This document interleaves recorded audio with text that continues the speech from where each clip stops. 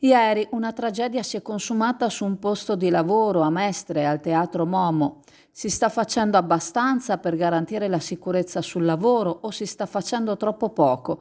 Secondo la consigliera regionale Baldin del Movimento 5 Stelle, la Regione Veneto è inadempiente rispetto agli impegni promossi e sottoscritti.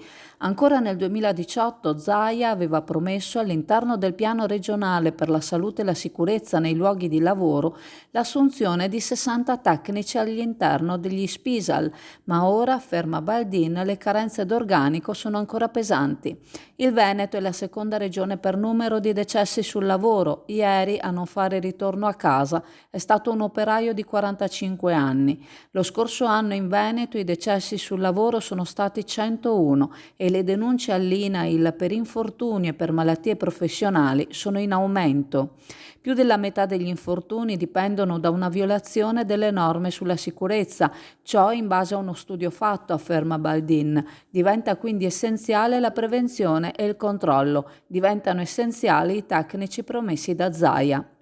Conclude Baldin ricordando la bocciatura di un emendamento da lei promosso con cui richiedeva il rafforzamento dell'organico relativo agli ispettori Spisal.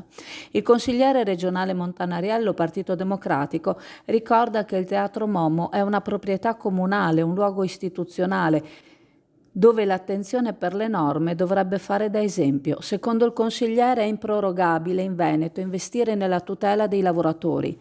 Sabato prossimo, 13 aprile, CISL ha organizzato a Roma una manifestazione per dare maggior centralità al tema della salute e della sicurezza sul luogo di lavoro.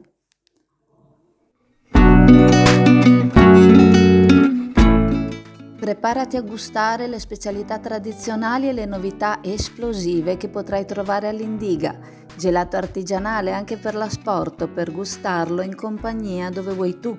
All'Indiga il gelato da passeggio più gustoso, in cono, coppetta o con lo stecco.